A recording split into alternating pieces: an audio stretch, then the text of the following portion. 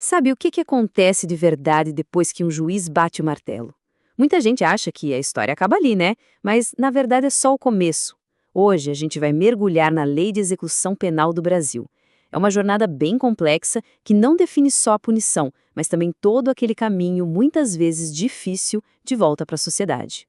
Pois é, essa é a grande questão, não é? A gente foca tanto no julgamento, na sentença, mas e depois? O que acontece depois? Como é que uma decisão que está no papel vira a realidade, o dia a dia de uma pessoa que foi condenada? Então é exatamente nisso que a gente vai entrar agora. Olha, para a gente entender como a pena é executada, primeiro a gente tem que dar um passo atrás e entender a filosofia por trás disso tudo. E não é uma coisa só, não. Na verdade, é um equilíbrio bem delicado entre duas ideias muito importantes que às vezes parecem até ir em direções contrárias. E são essas duas aqui. De um lado, a gente tem a chamada função retributiva. Pensa assim, é como se fosse uma dívida a ser paga. A pessoa cometeu um crime, causou um mal e a pena é o pagamento por essa ação. O foco aqui está todo no passado, no que já aconteceu. Agora, do outro lado, a gente tem a função preventiva, que olha para o futuro. A ideia aqui não é só pagar pelo que foi feito, mas principalmente garantir que aquilo não aconteça de novo. E essa ideia de prevenir, de olhar para o futuro, ela se divide em duas partes, com dois focos diferentes. O primeiro é o que se chama de prevenção geral. É basicamente uma mensagem para toda a sociedade. A pena de uma pessoa serve de exemplo, sabe, para desestimular outras de cometerem o mesmo erro. Já a prevenção especial é, bem, mais especial mesmo, é pessoal. O foco aqui é totalmente no indivíduo, na pessoa que foi condenada. O objetivo é reabilitar, preparar para que um dia possa voltar a viver em sociedade. É a famosa ressocialização. Tá, mas como é que essas ideias, essas filosofias, saem do papel e entram na lei brasileira de fato? Bom, a resposta para isso está logo de cara no primeiro artigo da Lei de Execução Penal. Vamos dar uma olhada em como o texto da lei coloca essas duas missões lado a lado. Olha só que interessante o que diz o artigo 1º. A lei fala que a execução da pena tem dois objetivos. O primeiro, efetivar as disposições de sentença. Isso nada mais é do que a função retributiva, a punição acontecendo na prática, é o pagar a dívida. Mas logo em seguida, o texto diz que o outro objetivo é proporcionar condições para a harmônica integração social. E aqui está a função preventiva, a busca pela ressocialização. Ou seja, as duas ideias estão ali, juntas, bem no coração da lei. Então, o ponto central é exatamente esse. Execução penal no Brasil não é só sobre prender alguém e pronto. É uma busca constante por equilíbrio, quase como andar numa corda bamba. De um lado, o sistema precisa garantir a punição, a retribuição pelo crime. Mas, ao mesmo tempo, do outro lado, ele tem que construir uma ponte, um caminho para que essa pessoa, um dia, consiga voltar para a sociedade e não cometer novos crimes. Bom, se um dos grandes objetivos é a reabilitação, faz todo sentido pensar que não dá para tratar todo mundo igual, né? Cada pessoa é uma pessoa, com sua própria história, sua personalidade. E é exatamente aqui que entra um dos princípios mais importantes de todos na execução da pena. Um princípio que é chave para tentar reduzir a chance de novos crimes. Aí surge aquela dúvida. Peraí, mas se a lei é a mesma para todo mundo, o tratamento não deveria ser igual para todo mundo? E a resposta pode até surpreender. Ser igual perante a lei não significa receber um tratamento idêntico, padronizado. Muito pelo contrário. Para que a justiça seja realmente efetiva, o sistema precisa olhar para as diferenças de cada um. E a lei, de fato, prevê isso.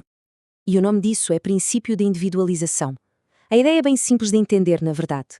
O cumprimento da pena não pode funcionar como uma linha de produção de fábrica, sabe? Onde todo mundo passa pelo mesmo processo e recebe o mesmo produto final. A ideia é o oposto. É preciso criar um plano sob medida, um programa específico para cada pessoa, que leve em conta quem ela é e do que ela precisa para não voltar ao crime. Ok, mas como é que se faz essa adaptação na prática? A base para isso está lá no artigo 5º da lei. A classificação de cada pessoa que chega no sistema se baseia em dois grandes pilares. O primeiro são os antecedentes, que é aquela parte mais objetiva, o histórico de crimes, a vida da pessoa, e o segundo pilar é a personalidade, que já é uma avaliação mais subjetiva, para entender os traços psicológicos, as características daquela pessoa. Certo. Então a gente já entendeu por que individualizar e o que é levado em conta. Mas a pergunta que fica é: quem é que faz isso? Quem, na prática, é responsável por essa análise tão complexa e por traçar o caminho que cada pessoa vai seguir? A resposta é a Comissão Técnica de Classificação, a famosa CTC. E olha só a composição desse grupo. A decisão não fica na mão de uma pessoa só, de jeito nenhum. É uma equipe com vários olhares diferentes, liderada pelo diretor do presídio. Tem gente da área da segurança, tem psiquiatra, psicólogo, assistente social. Cada um desses profissionais traz uma peça do quebra-cabeça para montar aquele plano individualizado que a gente falou. E uma das ferramentas mais importantes que essa comissão usa para entender a personalidade de quem está cumprindo pena é o exame criminológico. É uma peça-chave nesse processo, mas a forma como ele é usado tem uns detalhes bem importantes que a gente precisa entender. A lei faz uma distinção bem clara lá no artigo 8º. Funciona assim: se a pessoa começa a cumprir a pena direto no regime fechado, o exame criminológico é obrigatório. Ponto final. Ele tem que ser feito para traçar o perfil da pessoa logo de cara. Agora, se a pena começa já no regime semiaberto, aí o exame passa a ser facultativo. Ou seja, ele pode ou não ser feito, vai depender da avaliação de cada caso específico. Mas olha, o papel desse exame não termina aí, na chegada da pessoa no sistema. E aqui a história fica ainda mais interessante. Uma mudança bem recente na lei deixou esse exame ainda mais importante, mais decisivo em todo o processo. Vamos dar uma olhada nessa linha do tempo para entender. Até o comecinho de 2024, quando uma pessoa ia progredir para um regime mais leve, o exame criminológico nem sempre era obrigatório. Só que isso mudou, e mudou radicalmente. Com uma alteração na lei, agora, para alguém conseguir progredir para o regime aberto, o exame se tornou obrigatório.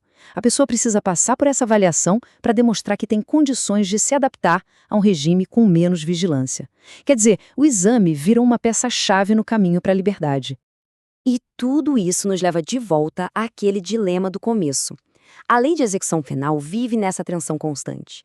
De um lado, a gente tem a cobrança da sociedade por justiça, por punição, e do outro a gente tem a aposta na reabilitação, na esperança de uma segunda chance.